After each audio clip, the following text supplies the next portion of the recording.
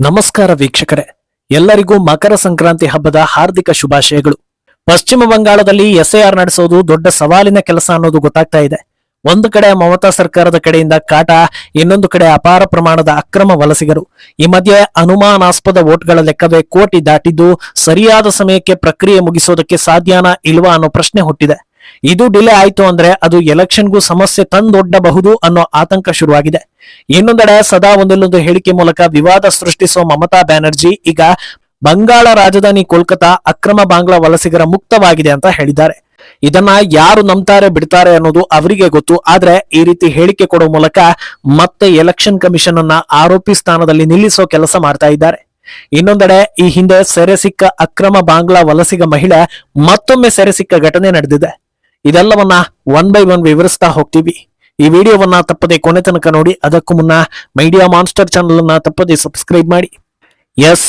ಈ ಬಾರಿ ಬಂಗಾಳದ ಬಗ್ಗೆ ಜನರಿಗೆ ನಿರೀಕ್ಷೆಗಳು ಹೆಚ್ಚಾಗ್ತಾ ಇರೋದಕ್ಕೆ ಕಾರಣ ಮಮತಾ ಬ್ಯಾನರ್ಜಿ ಅಧಿಕಾರ ಅಂತ್ಯವಾಗುತ್ತೆ ಅನ್ನೋ ಬಲವಾದ ನಂಬಿಕೆ. ಹಲವು ಆಯಾಮಗಳಲ್ಲಿ ಈ ಬಾರಿ ಮಮತಾ ಬ್ಯಾನರ್ಜಿಗೆ ಗೆಲುವು ಕಷ್ಟ ಇದೆ, ಹೀನಾಯ ಸೋಲಾಗಬಹುದು, ಬಿಜೆಪಿ ಅಧಿಕಾರ ಹಿಡಿಯೋದು ಗ್ಯಾರಂಟಿ ಅನ್ನೋ ಚರ್ಚೆ ಜೋರಾಗಿದೆ. ಆದ್ರೆ ಪಟ್ಟು ಬಿಡದ ಮಮತಾ ಬ್ಯಾನರ್ಜಿ ಯಾವೆಲ್ಲಾ ವಿಚಾರಗಳಲ್ಲಿ ಗಲಾಟೆ ಗದ್ದಲ ಮಾಡಬಹುದೋ ಎಲ್ಲಾ ರೀತಿಯಲ್ಲೂ ಹಂಗಾಮ ಮಾಡಿ ಅಧಿಕಾರ ಉಳಿಸಿಕೊಳ್ಳೋದಕ್ಕೆ ಶತ ಪ್ರಯತ್ನ ಮಾಡ್ತಾ ಇದ್ದಾರೆ. ನಕಲಿ ವೋಟ್ ಡಿಲೀಟ್ ಆಗಿರೋ ಬಗ್ಗೆ ಬಹಳ ತಲೆಕೆಡಿಸಿಕೊಂಡಿರೋ ಮಮತಾ ಆಗಾಗ ಎಸ್ಐಆರ್ ವಿರುದ್ಧ ಏನಾದ್ರೂ ಒಂದು ಹೇಳಿಕೆ ನೀಡ್ತಾನೆ ಬಂದಿದ್ದಾರೆ. ಈಗ ರಾಜ್ಯ ಸರ್ಕಾರದ ಕಡೆಯಿಂದ ಒಂದು ಸರ್ವೆ ಮಾಡಿಸಿ ತಾವೊಂದು ಲೆಕ್ಕ ನೀಡಿ ಬಂಗಾಳ ರಾಜಧಾನಿಯಲ್ಲಿ ಅಕ್ರಮ ವಲಸಿಗರೇ ಇಲ್ಲ ಅಂತ ಮಮತಾ ವಾದ ಮಾಡಿದ್ದಾರೆ. ಬಂಗಾಳ ಎಸ್ಐಆರ್ ಆರಂಭವಾಗಿ ಮೊದಲ ಹಂತದಲ್ಲೇ 58 ಲಕ್ಷ ನಕಲಿ ವೋಟ್ ಡಿಲೀಟ್ ಆಗಿರೋ ಸುದ್ದಿ ನೋಡಿದ್ರಿ. ಅದಾದ ಬಳಿಕ ಅನುಮಾನಾಸ್ಪದ ವೋಟರ್ ಐಡಿಗಳ ಪರಿಶೀಲನೆ ಮುಂದುವರೆದಿದೆ.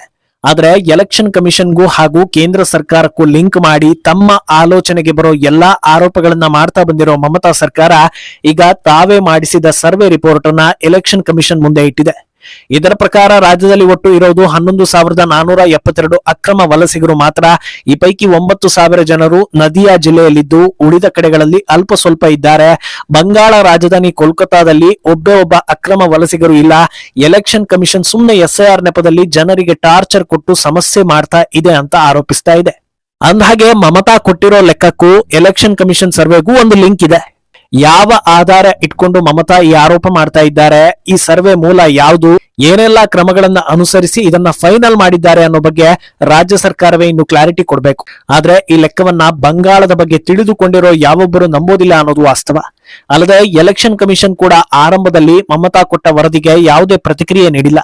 ಕೇವಲ ಪ್ರಕ್ರಿಯೆ ಆರಂಭಿಸಿ ಪರಿಶೀಲನೆ ಮಾಡ್ತೀವಿ ಅಂದ ತಕ್ಷಣವೇ ಸಾವಿರಾರು ಜನರು ರಾತ್ರೋರಾತ್ರಿ ಗಂಟು ಮೂಟೆ ಕಟ್ಟಿ ಓಡ್ತಾರೆ ಅಂದ್ರೆ ಬಂಗಾಳದಲ್ಲಿ ದೊಡ್ಡ ಮಟ್ಟದಲ್ಲಿ ಅಕ್ರಮ ವಲಸಿಗರು ಇದ್ದಾರೆ ಅನ್ನೋದು ಕನ್ಫರ್ಮ್ ಆಗುತ್ತೆ. ಅಲ್ಲದೆ ಆಗಾಗ ಗಡಿಯಲ್ಲಿ ಅಕ್ರಮ ಬಾಂಗ್ಲಾ ವಲಸಿಗರು ಬಿಎಸ್ಎಫ್ ಆರ್ಮಿ ಕೈಗೆ ಸಿಕ್ಕಿ ಬೀಳ್ತಾ ಇರೋದು ಕೂಡ ಮುಂದುವರೆದಿದೆ. ಹೀಗಿರುವಾಗ ಎಲ್ಲವೂ ಚೆನ್ನಾಗೇ ಇದೆ, ಏನೂ ಆಗೇ ಇಲ್ಲ, ಸುಮ್ನೆ ಈ ರೀತಿ ಆರೋಪಿಸ್ತಾ ಇದ್ದಾರೆ ಅಂದ್ರೆ ಯಾರಾದ್ರೂ ನಂಬಿಕೊಂಡು ಕೂರ್ತಾರಾ ಅನ್ನೋದು ಜನರ ಪ್ರಶ್ನೆ. ಮಮತಾ ಸರ್ಕಾರ ಕೊಟ್ಟ ರಿಪೋರ್ಟ್ ಪಕ್ಕಕ್ಕಿಟ್ಟು ಅಕ್ರಮ ವಲಸಿಗರ ಕುರಿತ ಕಳೆದ ಕೆಲವೇ ತಿಂಗಳ ಬೆಳವಣಿಗೆ ನೋಡ್ತಾ ಹೋದ್ರೆ ಮಮತಾಗಿ ಉತ್ತರ ನೀಡಲು ಸಾಧ್ಯವಾಗದ ಪ್ರಶ್ನೆಗಳು ಹುಟ್ಟಿಕೊಳ್ಳುತ್ತೆ.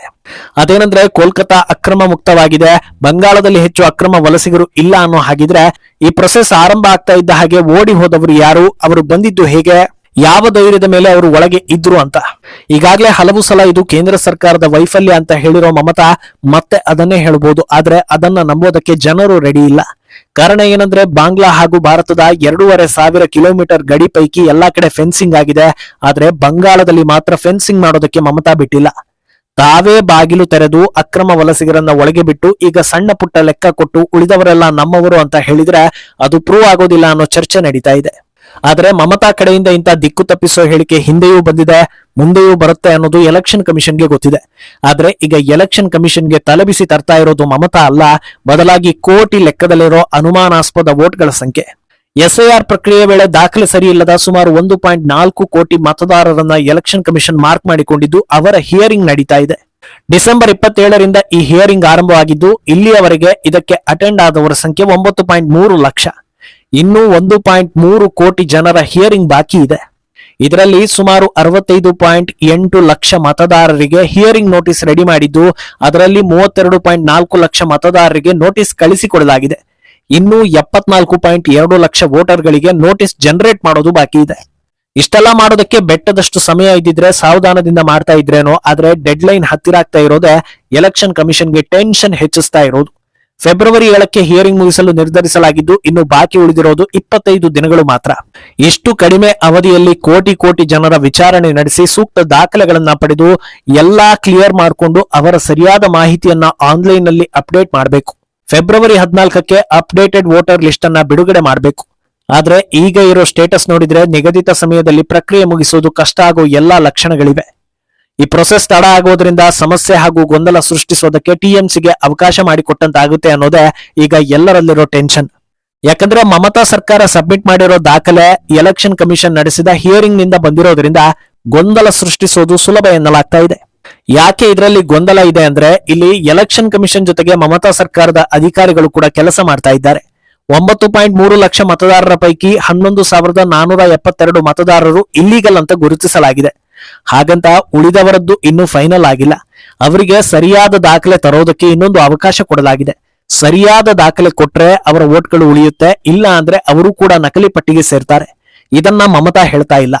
ಅಲ್ಲದೆ ಕೋಲ್ಕತಾದಲ್ಲಿ ಅಕ್ರಮ ವಲಸಿಗರೇ ಇಲ್ಲ ಅಂತ ಮಮತಾ ಅನೌನ್ಸ್ ಮಾಡಿದ್ದಾರೆ. ಆದ್ರೆ ಈವರೆಗೆ ಹಿಯರಿಂಗ್ಗೆ ಬಂದವರ ಪೈಕಿ ಇಲ್ಲ ಅಷ್ಟೇ, ಇನ್ನೂ ಹಿಯರಿಂಗ್ಗೆ ಬಾರದವರು ಸಾಕಷ್ಟು ಜನರಿದ್ದಾರೆ. ಇದನ್ನು ಕೂಡ ಮಮತಾ ಎಲ್ಲೂ ಹೇಳ್ತಾ ಇಲ್ಲ. ಆದ್ರಿಂದ ಜನರ ದಿಕ್ಕು ತಪ್ಪಿಸೋದಕ್ಕೆ ಯಾವುದನ್ನ ಹೇಳಬೇಕು ಅಷ್ಟನ್ನ ಮಾತ್ರ ಹೇಳಿ ಕನ್ಫ್ಯೂಷನ್ ಕ್ರಿಯೇಟ್ ಮಾಡ್ತಾ ಇದ್ದಾರೆ ಅಂತ ಆರೋಪಗಳು ಬರ್ತಾ ಇದೆ. ಇನ್ನು ಈ ಮಧ್ಯೆ ಅಕ್ರಮ ವಲಸಿಗರ ಸಂಬಂಧ ಇನ್ನೊಂದು ಆತಂಕಕಾರಿ ಘಟನೆ ನಡೆದಿದ್ದು ಮತ್ತೆ ಬಂಗಾಳ ಸರ್ಕಾರದ ಕಡೆಗೆ ಅನುಮಾನ ಮೂಡಿಸ್ತಾ ಇದೆ. 2025ರ ಆಗಸ್ಟ್ನಲ್ಲಿ ವೀಸಾ ಅವಧಿ ಮುಗಿದ ಬಳಿಕವೂ ಭಾರತದಲ್ಲಿ ಉಳಿದುಕೊಂಡಿದ್ದ ಬಾಂಗ್ಲಾ ಮೂಲದ ಮಹಿಳೆಯನ್ನ ಬಂಧಿಸಲಾಗಿತ್ತು. ಸರಿಯಾದ ಟ್ರಾವೆಲ್ ಡಾಕ್ಯುಮೆಂಟ್ ಆಕೆ ಬಳಿ ಇಲ್ಲದೆ ಇದ್ದಿದ್ರಿಂದ ಕೊಲಾಬಾ ಪೊಲೀಸ್ ಠಾಣೆಯಲ್ಲಿ ಆಕೆ ವಿಚಾರಣೆ ನಡೆದು ಆಕೆಯನ್ನ ವಾಪಸ್ ಬಾಂಗ್ಲಾಗೆ ಡಿಪೋರ್ಟ್ ಕೂಡ ಮಾಡಲಾಗಿತ್ತು. ಈಗ ನೋಡಿದ್ರೆ ಮುಂಬೈನ ಗೇಟ್ವೇ ಆಫ್ ಇಂಡಿಯಾ ಬಳಿ ಮತ್ತೆ ಅದೇ ಮಹಿಳೆ ಪೊಲೀಸ್ ಕೈಗೆ ಸಿಕ್ಕಿ ಬಿದ್ದಿದ್ದಾಳೆ. ಇದು ಹೊಸ ರೀತಿಯ ಸವಾಲಾಗಿದ್ದು ಆಕೆಯನ್ನ ಕಸ್ಟಡಿಗೆ ಪಡೆದು ವಿಚಾರಣೆ ನಡೆಸಲಾಗ್ತಾ ಇದೆ.